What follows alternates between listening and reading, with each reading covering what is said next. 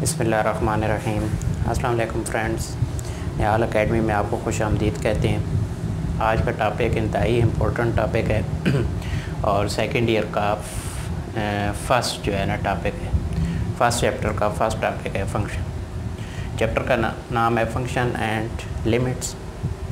जैसा कि आपको पता है कि पिछली कुछ वीडियोस में हम 9th क्लास और फर्स्ट ईयर्स के कुछ टॉपिक जो है ना डिस्कस कर रहे थे, मतलब मैट्रिसेस को, तो वो इंशाल्लाह साथ साथ चलते रहेंगे।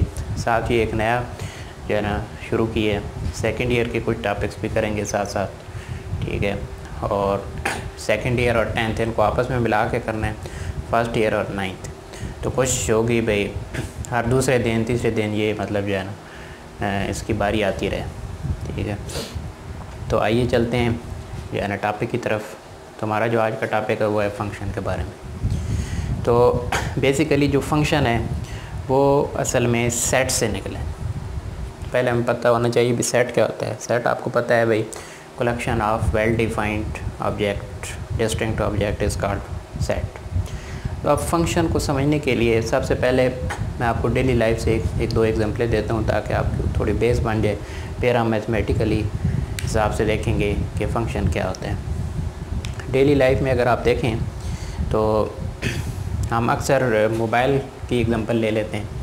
मोबाइल के ऊपर फॉर एग्ज़ाम्पल अगर कंसिडर करें ये मोबाइल है, आपने कोई बटन प्रेस किया, फॉर एग्ज़ाम्पल 3, अब आप देखेंगे स्क्रीन के ऊपर 3 आ जाता है। तो आपने असल में क्या किया, जब 3 को प्रेस किया तो आपने उसको इनपुट दी, मोबाइल ने प्रोसेस किया, ठीक है, और स्क्रीन के ऊपर वही इनपुट जो दी थी वो आपके पास आ गई है, आउटपुट। That is function. आप अक्सर कहते भी रहते हैं इस बटन का क्या फ़ंक्शन है, तो असल में ये फ़ंक्शन यही आप बात कर रहे होते हैं। इस तरह लैपटॉप के ऊपर कंप्यूटर के ऊपर कोई बटन आप प्रेस करते हैं तो आप इनपुट दे रहे होते हैं उसको, वो प्रोसेस करके उसको आगे आउटपुट में कन्वर्ट करता है, तो स्क्रीन के ऊपर वो आपको आउटपुट शो कर देते हैं। इस तरह अगर एक और एग्जांपल मैं दूं कि जो चक्की होती है, पुराने ज़माने में होती थी, वो हाथ वाली एक चक्की होती थी। उसका ये हिसाब होता था, अगर मैं इधर बनाने की कोशिश करूं, इस तरह की वो चक्की होती थी, यहाँ पे उसका जो है ना एक स्टैंड सा लगा होता था जहाँ से आप हाथ से पकड़ के उसको ले आते थे। इधर एक जगह बनी हुई थी, यहाँ से आप दाने डालते थे, ठीक है, और नीचे इसका पार्ट सा होता था जहाँ से वो फिर दाने जो है कन्वर्ट होके आटा बन जाता था। अब यहाँ पे जो आप दाने डालते थे ना, ये इनपुट होती थी। जब चक्की चलती थी तो ये फंक्शन हो रहा होता था, प्रोसेस होता है, और ये आउटपुट हो जाता है, ये जो दाना बन, मतलब दाने से आटा बनने का जो अमल है, दैट इज़ फंक्शन। मेरे ख्याल में से अब आसान और कोई एग्जांपल नहीं आ सकती कि ये डेली लाइफ में बहुत ही आसान जो है ना एग्जांपल है। उसके बाद अब एक और चीज़ों पे भी आते हैं कि कोई चीज़ चेक करना हो कि ये फंक्शन है या नहीं है, ठीक है, तो उसके ऊपर बाद में बात करते हैं। अब मैथमेटिकली हिसाब से देखते हैं कि फ़ंक्शन क्या है। हमने ये 2 सेट लिए हैं, एक सेट लिया ए, उसे कह दियो, एक सेट लिया उसे बी कह दिया, इसके अंदर कुछ एलिमेंट पड़ेगी। अगर 2 सेट इस तरह पड़े हों कि उनका हर एलिमेंट, सेट ए का हर एलिमेंट सेट बी के हर एक ही एलिमेंट से जाके मिल रहा हो, तो ये जो प्रोसेस होता है ऐसे कहते हैं ये फंक्शन। भाई एक ऐसा रूल जिसके ज़रिए तमाम इनपुट, ये जो सेट ए में होंगे ये इनपुट होंगे, तमाम इनपुट सेट बी की तमाम आउटपुट से जाके मिले, ठीक है, और कोई नंबर रिपीट ना हो, मतलब अगर D4 के साथ मिल रहा है तो D3 के साथ ना मिले, सिर्फ एक नंबर के साथ ही मिल रहा हो, तो दैट इज़ कॉल्ड फंक्शन, ठीक है। तो ये ऐसा प्रोसेस जिसके ज़रिए सेट ए का हर एलिमेंट सेट बी के हर एक ही एलिमेंट के साथ मिले, तो इसे कहते हैं ये फंक्शन है। सिंपल इसकी अगर डेफिनीशन की जाए, ठीक है, ये बुक में कहीं आपको नहीं मिलेगी, बहुत सिंपल डेफिनीशन है कि एवरी इनपुट,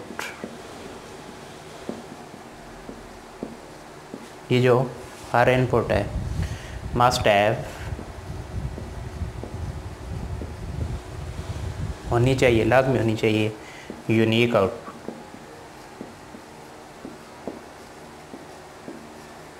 ये इसकी सिंपल डेफिनेशन है, आप नोट कर सकते हैं कि हर इनपुट के बदले में एक ही आउटपुट पड़ी हो, दैट इज़ कॉल्ड फंक्शन। ये फंक्शन होता है।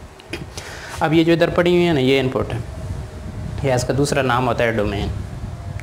और ये जो इधर पड़ी है सेट बी के अंदर, ठीक है, जिसके साथ मैप हो रहे हैं आगे जाके से आउटपुट कहते हैं या रेंज कहते हैं, ठीक है।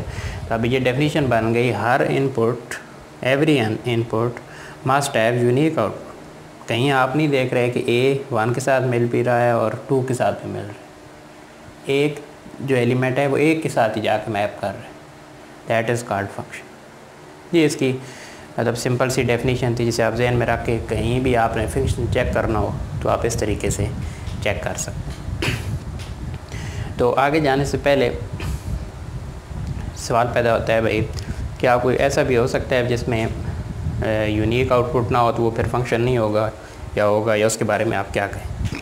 फॉर एग्ज़ाम्पल अगर ऐसे आ जाते हैं B2 के साथ भी मिल रहा है, B3 के साथ भी मिल रहा है, दैट इज़ नॉट फंक्शन। इसकी एग्जांपल आप अगर डेली लाइफ से मैं अगर आपको दूँ तो वो ये है कि एक चेयर है, ठीक है, तो चेयर के ऊपर एट अ टाइम एक बंदा ही बैठ सकता है, तो एक बंदे के लिए क्या है, फंक्शन है। 2 बंदे तो नहीं बैठ सकते, ठीक है, तो उसके लिए वो फंक्शन नहीं है। इस तरह और हज़ारों एग्जांपल आप देख सकते हैं। सोफ़ा है, ठीक है, तो उसके ऊपर बड़ा सोफ़ा है तो उसके ऊपर एट अ टाइम 3 बंदे बैठ सकते हैं, ठीक है, तो वो क्या है, उस पर उन 3 बंदों के लिए फ़ंक्शन है, ठीक है, लेकिन 4 के लिए वो फंक्शन नहीं होगा। इस्लामिक पॉइंट ऑफ व्यू से बात की जाए, बहुत सारी एग्जांपलें हैं जो आप देख सकते हैं इस तरह फंक्शन के बारे में, तो देख लेते हैं। इधर भी इस्लामिक पॉइंट ऑफ व्यू से बात की जाए, ये मेल है और ये फ़ीमेल, इनके दरमियान अगर शादी का फंक्शन देखा जाए, मैरिज का फंक्शन देखा जाए, तो जो एक मर्द होता है, ठीक है, वो एक टाइम में 4 शादियाँ इस्लाम उससे कहता है कि आप कर सकते हैं, ठीक है, लेकिन जो फीमेल है वो एट अ टाइम सिर्फ एक ही कर सकती है। तो अब देखा जाए अगर मेल है ना, ये एट अ टाइम एक मेल, इसको इधर लिख लेते हैं 1 2 3 4, एक मेल है, ये एट अ टाइम चारों के साथ आउटपुट बना सकता है। हमने डेफिनेशन क्या पढ़ी है, एक ही आउटपुट होनी चाहिए, ये चारों के साथ बना रहा है, ये जो है फंक्शन नहीं। अब अगर फीमेल का देखा जाए,